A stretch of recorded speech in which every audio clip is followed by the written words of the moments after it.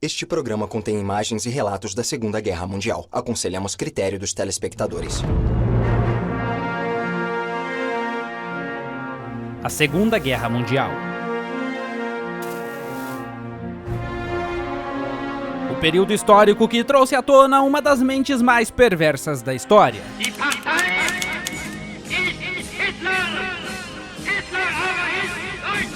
Inteligente, persuasivo e líder de uma superpotência, Hitler era sinônimo de poder e crueldade.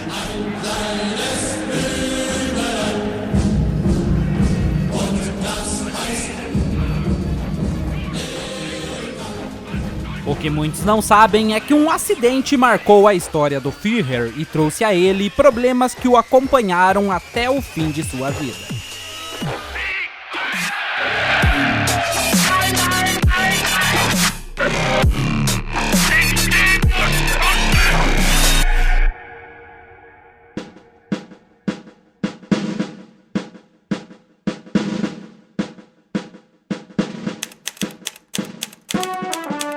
Em 1943, uma frota alemã se dirige até a ilha de Sendari, na Itália, levando a bordo oficiais do Terceiro Reich, entre eles o almirante Hermann Richter. Ele não é muito culto. Ele não é um homem sofisticado, mas imediatamente fica fascinado por Hitler e, com constância, começa a subir na complicada hierarquia nazista. Ele será responsável por supervisionar uma construção estratégica que está sendo realizada no local. Isso não foi feito para impressionar Hitler, foi feito para impressionar o mundo. A ideia dos nazistas é cortar a rota de suprimento dos ingleses no Mediterrâneo utilizando seus modernos e potentes submarinos e U-boats. Era de fato um dos melhores submarinos da Marinha Alemã. Ele tinha 15 torpedos e um canhão no convés. Era uma terrível arma de guerra. Poderia afundar 600 mil toneladas de carregamentos marítimos por mês.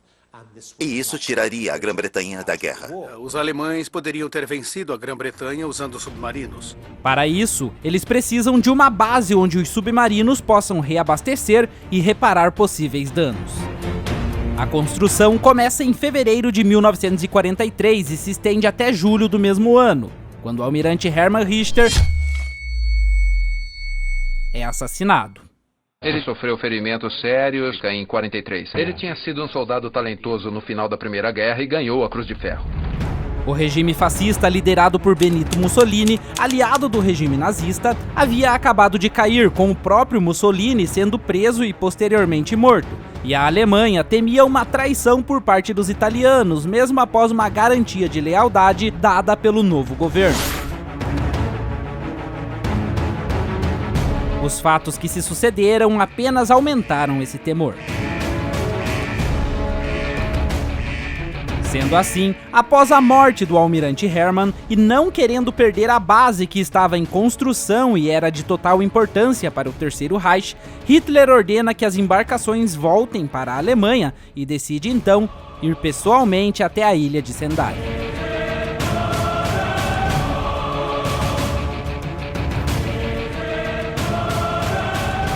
Parece um mar de sangue. Desta vez não vamos vencer sem violência. Logo ele passa a ver o copo metade cheio e não metade vazio. E ele não quer que nada macule este paraíso na montanha.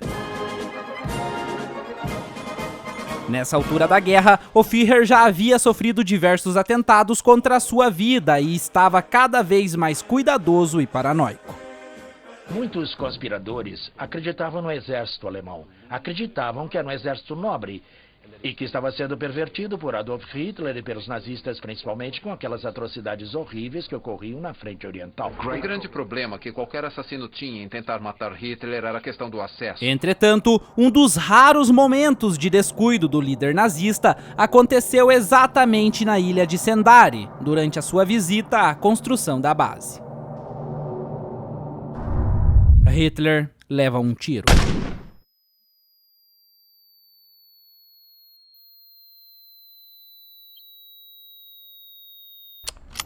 Nesse ponto da história, os pesquisadores divergem. existem várias correntes de pensamento que tentam desvendar o que e como tudo aconteceu naquele dia. Quem o fez também é uma incógnita.